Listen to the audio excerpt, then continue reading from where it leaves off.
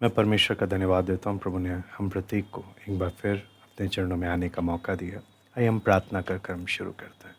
हमारे सुर के पिता प्रभु श्री, हम आपको धन्यवाद देते हैं पिता। आपके चरणों में आने का आपने हमें सौभाग्य दिया प्रभु। आपका वचन जब हम सीखने के लिए जा रहे हैं प्रभु, समझने के लिए आप सहायता कर। आए कि सब बात को पिता हम आपके हाथ में सौंपते हैं प्रभु। नम्रता के साथ हम आते हैं। सारा आदर महिमा केवल हम आपको देते हैं। प्रार्थना प्रभु यीशु मसीह के नाम से हम मांगते हैं, आमीन। हम लोग परमेश्वर के वचन से परमेश्वर का स्वभाव स्वभाव बोलने का मतलब परमेश्वर क्या है, परमेश्वर को समझने के लिए हम लोग एक एक पहलुओं को जब हम देखते जा रहे हैं, तो आज हम देखते हैं परमेश्वर आत्मा है ना। तो जब हम परमेश्वर आत्मा है बोलते हैं, इससे पहले हमने परमेश्वर के वचन में यूहन्ना 4:24 में हमने पढ़ा था परमेश्वर आत्मा है। ये परमेश्वर का मूल तत्व के बारे में बताता है कि परमेश्वर आत्मा होने के कारण परमेश्वर कोई शारीरिक शारीरिक किसी शरीर में किसी पर्टिकुलर स्थान और समय में वो सीमित नहीं है ना। उसको वो अदृश्य अनंतकालीन परमेश्वर है। इसे वचन में जब हम पढ़ते हैं यूहन्ना रचित सुसमाचार पहला अध्याय उसका 18वां वचन, यूहन्ना रचित सुसमाचार पहला अध्याय उसका 18। परमेश्वर को किसी ने कभी नहीं देखा, एकलौता पुत्र जो पिता की गोद में है उसी ने उसे प्रकट किया। मैं दोबारा से पढ़ता हूँ, परमेश्वर को किसी ने कभी नहीं देखा, एकलौता पुत्र जो पिता की गोद में है उसी ने उसे प्रकट किया। परमेश्वर आत्मा होने के कारण एक और बात हम देख सकते हैं मत्ती 28:20 में। मत्ती 28:20 यहाँ पे लिखा है, और उन्हें सब बातें जो मैंने तुम्हें आज्ञा दी मानना सिखाओ। देखो मैं जगत के अंत तक सदा तुम्हारे संग हूँ। जगत के अंत तक, क्योंकि आत्मा है, सदैव जगत के अंत तक प्रभु साथ में है। इसी के साथ साथ एक और वचन हम पढ़ लेते हैं मत्ती 18:20। मत्ती 18:20, क्योंकि जहाँ 2 या 3 मेरे नाम पर इकट्ठा होते हैं वहाँ मैं उनके बीच में होता हूँ, है ना। फिर उसके साथ ही साथ इब्रानी 13:5,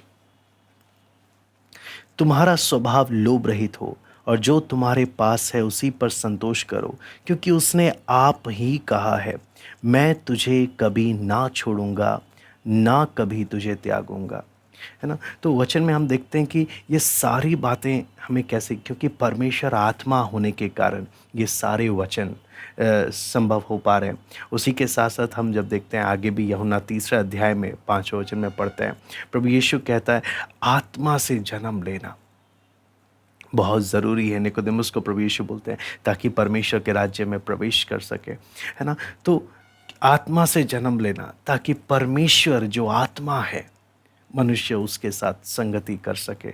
तो ये बातें हमने देखा एक परमेश्वर का मूल तत्व के बारे में कि जो वचन में लिखा है परमेश्वर आत्मा है। लेकिन कुछ बातें परमेश्वर के वचन में हम देखते हैं जो परमेश्वर के बारे में कुछ और बातें बताते हैं, जैसे कि यशाया 52:10 में पढ़ना चाहूँगा। यशाया 52:10,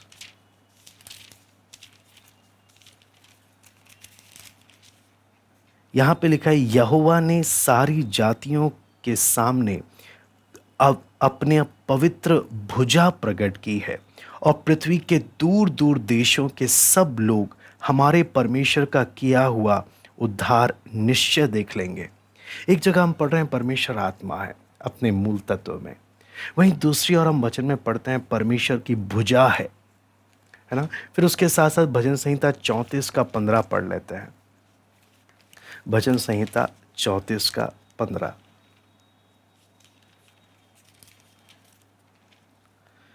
यहाँ पे लिखा है, यहोवा की आंखें धर्मियों पर लगी रहती हैं और उसके कान भी उनकी दुहाई की ओर लगे रहते हैं।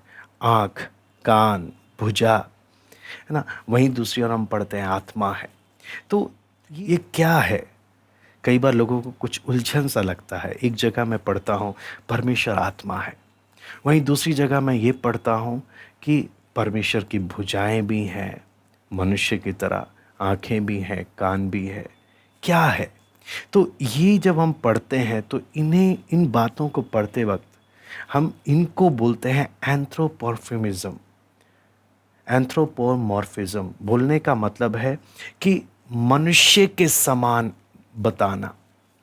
कहने का मतलब, हम जब इस संसार में रहते हैं तो मनुष्य परमेश्वर क्या है, कैसा है, कौन है, मनुष्य को समझाने के लिए मनुष्य की भाषा में जो बताया गया उसको हम बोलते हैं एंथ्रोपोफोनिज्म। बोलने का मतलब, मनुष्य, परमेश्वर जो है, मनुष्य अपनी सीमित बुद्धि से समझ नहीं सकता। उदाहरण के लिए मैं एक चींटी को मैं बताऊं कि मेरे फ़ोन में ये डेटा, ये फाइल और ये इतने एमबी की है, क्या एक चींटी की बुद्धि में ये बात घुसेगा? उसको नहीं समझ में आएगा। अगर मुझे चींटी से बात करना है तो मुझे चींटी को चींटी की भाषा में अगर मैं बात करूंगा तो उसे समझ में आएगा।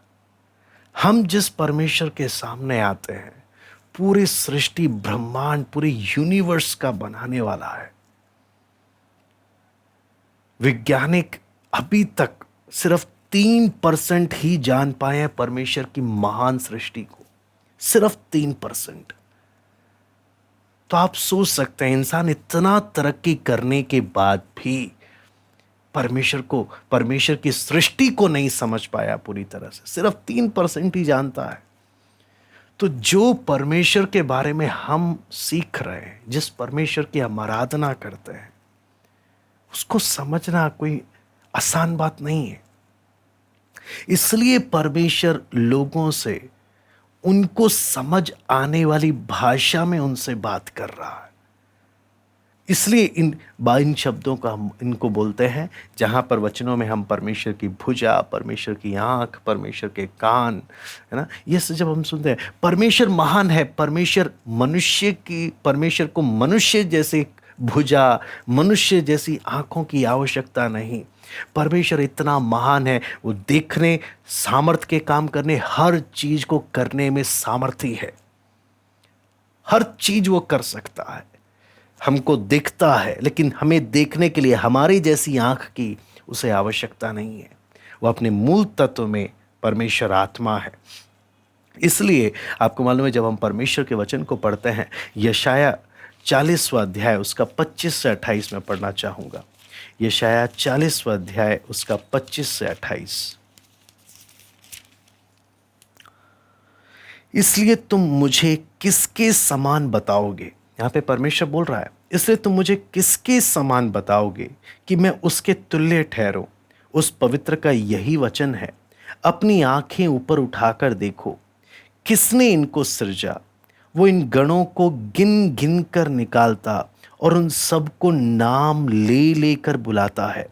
वो ऐसा सामर्थी और अत्यंत बली है कि उनमें से कोई बिना आए नहीं रहता। हे याकूब, तू क्यों कहता है, हे इज़राइल, तू क्यों बोलता है, मेरा मार्ग यहोवा से छिपा हुआ है, मेरा परमेश्वर मेरे न्याय की कुछ चिंता नहीं करता। क्या तुम नहीं जानते, क्या तुमने नहीं सुना, यहोवा जो सनातन परमेश्वर और पृथ्वी भर का सृजनहार है, वो ना थकता न श्रमित होता है और उसकी बुद्धि अगम्य है। तो यहाँ पर हमने देखा, परमेश्वर खुद बोलता है, कितना महान परमेश्वर है। परमेश्वर बोलता है, मुझे एक्सप्लेन करने के लिए तुम कौन सा एग्जाम्पल लोगे, मेरे को बताने के लिए, मेरे को समझाने के लिए तुम कौन सा एग्जाम्पल लोगे जो मुझे सही तरीके से डिफाइन कर पाए, मुझे अच्छे से बता सके, है ना, मेरे बारे में अच्छे से समझा सके। नहीं, वो इतना महान है। जैसे एक चींटी मेरे सिस्टम, मेरे कंप्यूटर, मेरे लैपटॉप्स के बारे में कुछ नहीं जान सकता, मेरे ज्ञान की तुलना वो नहीं कर सकता, उसी प्रकार मैं उस परमेश्वर के सामने चींटी के बराबर भी नहीं हूं। उसकी समस्त सृष्टि, ये पृथ्वी ही, अगर आप यूनिवर्स स्टडी करें, है ना, ये पृथ्वी ही तिनके बराबर की है। मैं उसकी महान सृष्टि में मैं क्या ही हूं जो मैं उस महान परमेश्वर को एक्सप्लेन कर सकूं, उस महान परमेश्वर के बारे में बता सकूं। इसलिए परमेश्वर बोलता है तुम क्या एग्जाम्पल यूज करोगे मेरे लिए। लेकिन अद्भुत बात है, ये अद्भुत बात है, हम चींटी को इग्नोर कर देते हैं, अरे क्या है ये, तुच्छ समझकर।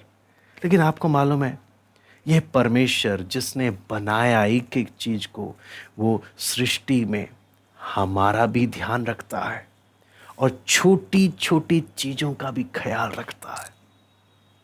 वो चींटियां उसने जिसे बनाई हैं, उसका भी वो ध्यान रखता है। कहने का मतलब, वो हमारे अंदर के सेल्स, कोशिकाओं, उसमें भी जीवन उसी के द्वारा फूंका गया है। कहने का मतलब, वो कितना महान है। जब हम समझते हैं तब एक नम्रता आती है, हम क्या हैं प्रभु कि तू हमारी सुधि रखता है। फिर दूसरा पहलू यहां पर आता है कि परमेश्वर जो आत्मा है, वचन में हम कई जगह में उसे मनुष्य के रूप में आते हुए हम देखते हैं। उदाहरण के लिए उत्पत्ति 17, 18, 19 में, यहोशू 5 का 13 से 15, पुराने नियम में जब हम बात करते हैं, परमेश्वर जो अपने मूल तत्व में आत्मा है, वो इन मनुष्य के रूप में आ रहा है। ऐसा क्यों? इसमें हम समझते हैं परमेश्वर आत्मा बेशक है, सर्वशक्तिमान है, वो अपने उद्देश्य और अपनी इच्छा को पूरी करने के लिए कोई भी रूप धरने की सामर्थ्य रखता है, ताकि वो अपने उद्देश्य को क्या कर सके, पूरा कर सके। उदाहरण के लिए वो अब्राहम के पास आया, वादा देकर गया, तेरी संतान होगी, है ना, और तेरे द्वारा सब जातियों के लोग आशीष पाएंगे। हम इन बातों को, हम परमेश्वर के इन रूपों को, जो परमेश्वर अपनी इच्छा से अपने उद्देश्य को पूरा करने के लिए जो रूप ले रहा है, मनुष्य के रूप में आ रहा है, इनको हम बोलते हैं थियोफेनिस।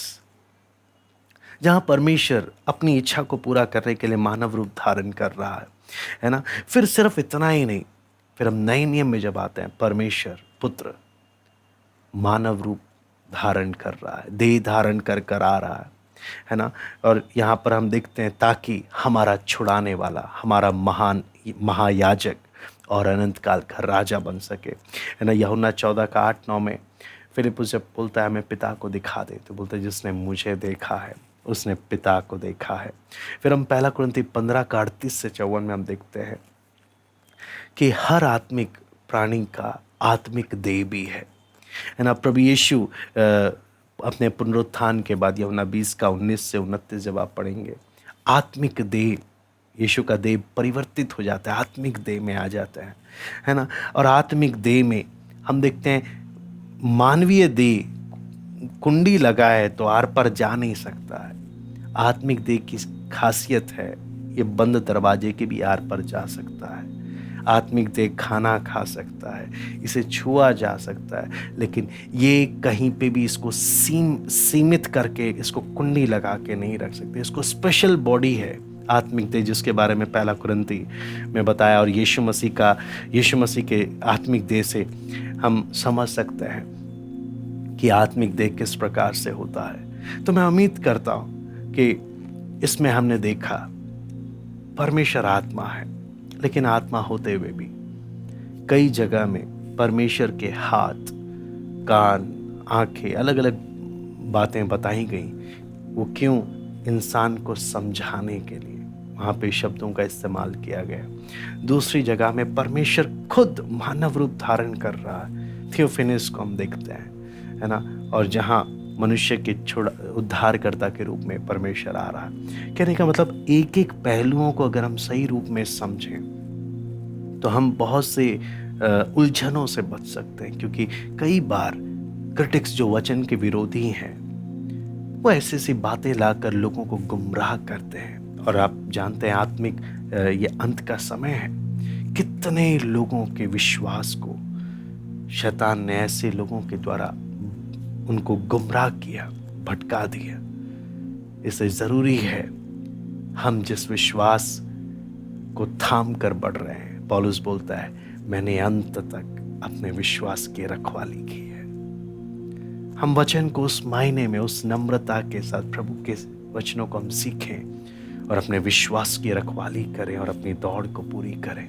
आइए हम प्रार्थना करते हैं। हमारे स्वर्गीय पिता प्रभु जी, हम आपको धन्यवाद देते हैं, अभी तक आपने संभाला प्रभु, आपकी भलाइयों के लिए हम आपको धन्यवाद देते हैं। पिता, आपके वचन को जब हम सीखते हैं प्रभु, समझने के लिए सहायता करना पिता, इन वचनों को मनन करने के लिए कृपा दे प्रभु। आए कि सब बात को हम आपके हाथ में सौंपते, धन्यवाद देते हैं दिए गए सौभाग्य के लिए। सरादर महिमा केवल हम आपको देते हैं। प्रार्थना प्रभु यीशु मसीह के नाम से